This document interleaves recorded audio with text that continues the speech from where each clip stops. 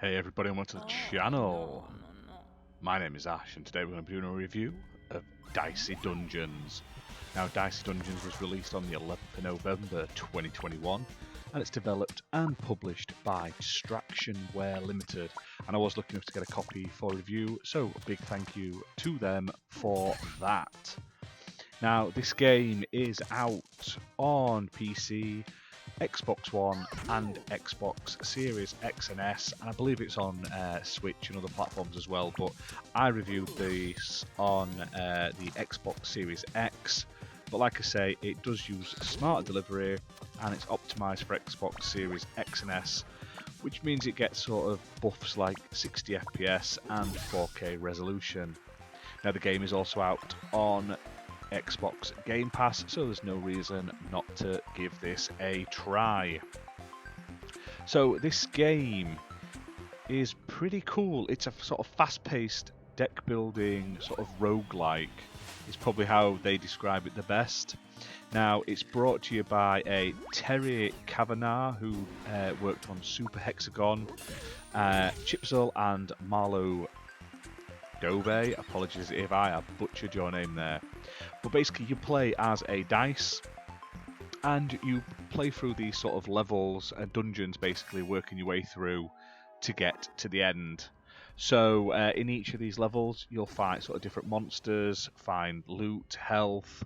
You can there's like a trader there you can buy items from, like new cards for your deck, and there is a sort of way to level up your cards as well. So basically the plot is you're trying to take down the goddess of fortune, Lady Luck, and it's sort of presented in sort of like a game show style fashion. Now the gameplay itself is really pretty simple. It's like a board, you move around picking in which direction you want to travel and who you want to fight, and you have to go through like the trapdoors to go down each level. Now it can be quite difficult in some aspects, but it does come down to sort of just pot luck basically. If you get really rubbish dice rolls, you are absolutely buggered, but that is the aim of the game, and it's quite a good game because you can literally jump in and jump out of it whenever you want. You can either spend like a couple of hours playing it, or you could literally spend sort of 5-10 minutes playing it, and if you don't get very far then you've not really lost anything in that sense. Now there are 6 different characters.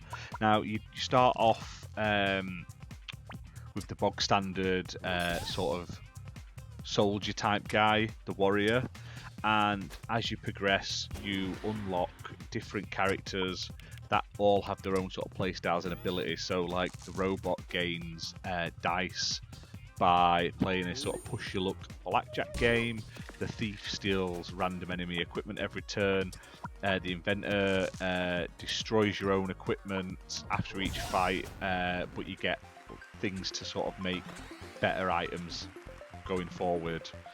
And obviously after each level and each combat, should I say, you gain XP. As you level up, you unlock new dice. So you start off with 2 dice at the start of the game. Every time you level up while playing, you get an extra dice.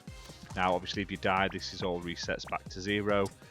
And you move on basically, but it's really, really fun. There's loads of different enemies to fight, like there's wizards, there's everything. There's so many, there's dragons, there's little like wisps they remind me of off of Brave. There's all sorts. It's really, really cool, and like I say, there's the different types of enemies have different types of disadvantages. So some of them are weak to fire attacks, some are weak to sort of electric attacks. So depending on what character you're playing and what deck you're running, you are able to sort of use it to your advantage in certain points. So some of the enemies you can get is a vacuum cleaner that wants to suck your blood. And which I have never seen the vacuum cleaner, which makes me quite sad. And snowmen, like evil snowmen, always funny as well. So there's loads of different things. It's always like sort of randomly generated as you play. It's got really lovely artwork. Like I say, I love the like cartoony aspect of it. I love the like soundtrack to the game as well. It's really fun. It keeps you going, even if you're only playing it 5 minutes, or if you sit there and listen to it for hours. Really enjoyable. And like I say, I love the fact that obviously because it's procedurally generated, it keeps you coming back into the game more and more, basically. Now, it isn't perfect. Like I say, because it is luck based, no matter how well you build your deck, you can literally get to a point and just die with that, and not because of any fault of your own. There's been a couple of enemies I've come up against that have absolutely destroyed me no matter what I've tried. They have absolutely rogered me good. But like I say, it's a good little sort of roguelike game to get into if you're not really into your roguelites and you want something that's a bit more easy to play.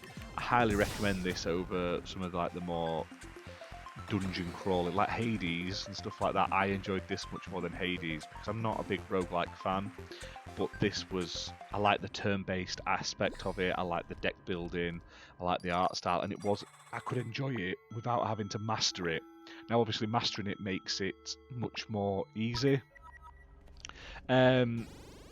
But like I say, you've got to, technically, the way to win is you've got to get through 6 stages and beat a final boss.